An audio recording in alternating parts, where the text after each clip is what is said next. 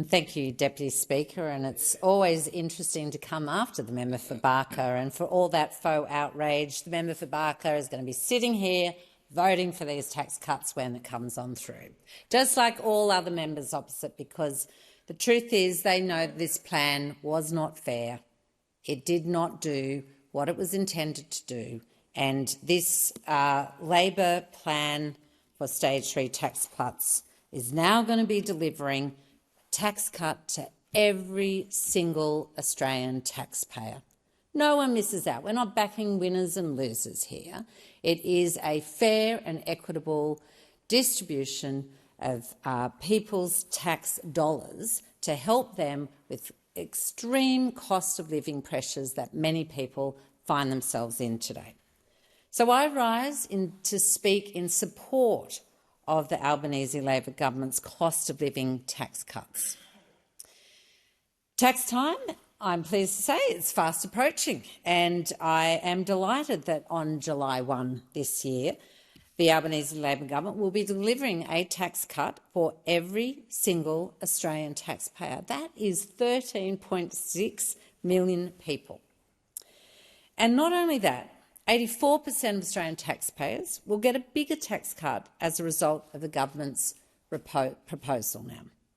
That is 11.5 million people stand to be better off under this revamped Stage 3 tax cut.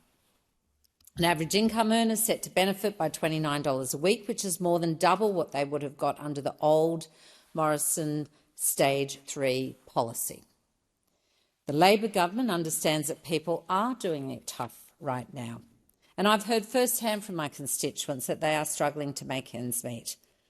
I'd also like to put on record, I've heard from my constituents who approach me and say, you know what, if this new revamped tax cuts, I'm going to get less than I was going to get under Mr Morrison's old scheme. But they look me straight in the eye and say, you know what, it's okay. I don't actually, what you have done is a fairer, equitable distribution. They support that, and I'm really pleased that my community is so caring of each other that they wish to see everybody, they want to make sure everyone stands to benefit. As I said, we are crystal clear that every taxpayer needs and deserves a meaningful tax cut. That's what this plan is about, not just those people in higher tax brackets. Everybody needs assistance now. And under the former Morrison government plans, millions of young people, workers, part-time, casuals, all those people were going to miss out. And I tell you what, it is women who would have benefited least of all from those old Stage 3 tax cuts. Tackling cost of living, I'll come back to that because it's definitely worth teasing out a little bit for this chamber. Tackling cost of living pressures is Labor's #1 priority, and that's why we're working to not just cut taxes, but also boost wages, bring inflation under control and drive fairer prices for Australian consumers. So our proposal is reform work, but it is also relief. We want to see Australians earning more money, and we want to see them keeping more of what they earn. In my electorate of Newcastle, nurses, teachers, police, truckies, they are amongst those who are most likely to benefit, with more than 95% of those taxpayers getting a bigger tax cut. In Newcastle, that means 655 truck drivers will be better off. 248 police officers will take advantage of these tax cuts. 2,571 registered nurses are going to see a benefit. And goodness me, who would deny those nurses a tax cut now? But there's another 3,403 school teachers who are going to have a bit more money in their hip pocket come 1st of July. These are good changes that will have real benefit for workers and families that need it most. Now, we on this side of the House know full well that government policies are never gender neutral. And when it comes to distributing benefits and burdens of tax and spending, they have different impacts for men and women. And that is why the Albanese Labor government has applied a gender impact lens over the changes to all these measures to ensure that the significant benefit that these tax cuts will have will go to women, the very people who were standing to lose most of all from those former Stage 3 tax cuts, Mr Morrison's Stage 3 tax cuts. We have done that gendered analysis because that's what good governments do. We try and make sure that the way in which we distribute the spend that is gained from tax burdens of people is done in an equitable way. And when it's not, you've got to be able to counter that inequity. But the Treasury modelling found that women comprised of the majority of individuals earning less than $75,000. Can we let that fact sink into those in this chamber now? It is women who are earning predominantly less than $75,000 a year. You know, when it comes to looking at the people who are earning more than $128,000, you drop back to less than 30% of Australian women are fitting into that category. So we know from a lot of experience what that means in our communities. But the Albanese Labor government's revamped Stage 3 tax cuts will mean that the average tax cut for women that will climb from what was going to be $1,278 to $1,649. That's a lift of $371 compared with the Morrison government's old plan. From July 1, the Albanese Labor government will be delivering a tax cut for all women who pay tax in Australia. That is 6.5 million women taxpayers who will receive an average tax cut of $1,649. That also means a bigger tax cut for 90% of Australian women taxpayers. That's how many are set to receive an additional tax cut of $770 on average compared to the Morrison government's plan.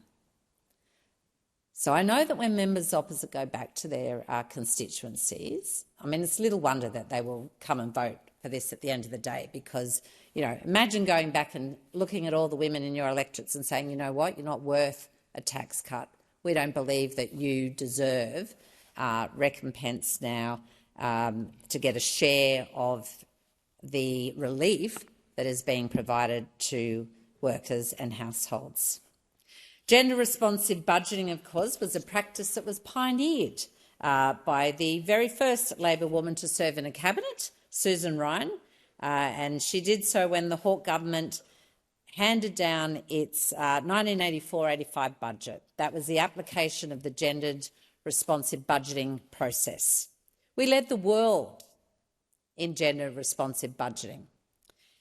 And I've got to say, from that moment in 1984 with Susan Ryan right through to 2013, the federal government, regardless of what party was in power, produced a women's budget statement every single year to assess the impact that the new budget and taxation measures had on women. Now, shamefully, the Liberal government scrapped this practice when Tony Abbott was elected Prime Minister and appointed himself as Minister for Women back in 2014. And as Chair of Labor's Status of Women Committee, I am proud that Labor has produced a women's budget statement from opposition each and every year to undertake this analysis. Now that we're in government, we continue this analysis, and equity for women is at the very centre of everything we do. Our job is to make sure that taxing and spending actually supports women's equality. And that's exactly what we're doing with these tax reforms. Australian women deserve that level of public commitment and accountability. When the Stage 3 tax cuts were first introduced, because I've been listening to the debate, those before me, concerns about, is the Prime Minister's word at stake here? It's a good question. We want to see trust in politics. But I tell you what, changing your position in politics, it's a hard ask, as it should be, because when you make a commitment to the Australian people, they put their trust in you to deliver on that outcome. So this government did not take this decision to change our position lightly. But if the government neglected to acknowledge the enormous changes in our world, in our economy, since this policy was introduced in 2019, then we wouldn't be doing our job and we wouldn't be acting as a good government. The Morrison government's Stage 3 tax cuts were introduced way back in 2019. That's before the global COVID-19 pandemic and prior to the persistent inflation that we saw, the higher interest rates that have been hurting so many families, the escalation of significant international conflicts across the globe, and all of the global uncertainty that that has brought to our world that we see today. And that's why we chose to look at this policy and to modernise it, make it fit for purpose for 2024, the times that we live in now, the issues that we confront, and make it fairer for all Australians.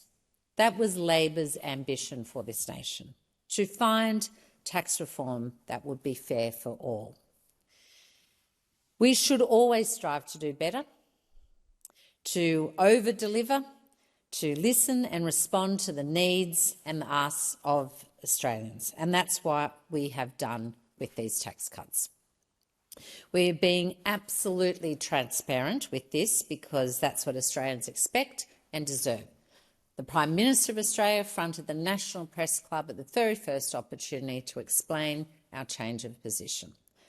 That is a democratic process that is open to all Prime Ministers. I do note, whilst this Prime Minister has spoken at the Press Club on at least 9 occasions now, the Leader of Opposition not once on any policy issue whatsoever. In so many ways, though, 2019 really seems like a lifetime ago, and that's why it's important that we update our policies and bring them into the modern world. We have changed our position, but we have changed it for the better. We have made sure that the Australian people are better off as a result of this changed position. The Coalition, the Greens, Crossbench, they all have an opportunity to back in this change for all Australian taxpayers. If they don't back it in, they're essentially declaring that they are happier with the now clearly outdated Morrison government Stage 3 proposal. And that would be a real shame. This policy is not a bargaining chip. It is a real cost of living relief measure for millions of Australian workers and their families. We want to see this important relief delivered without delay. Let's not forget Labor has a huge number of other tax reforms currently in the parliament, including the multinational tax reform, the high-end superannuation changes and the petroleum resource rent tax. Labor's cost of living tax cuts are part of our broader economic plan, along with boosting wages, balancing the budget and driving fairer prices for consumers. Our tax cuts are better for the cost of living. They're better for our workforce, they are better for women, for young people, and they are better for our economy. From July 1, every single Australian taxpayer will have more in their hip pocket at tax time because of these tax cuts. Every single taxpayer. And this provides relief at a time when people are doing it tough. Order. I thank the honourable member for Newcastle.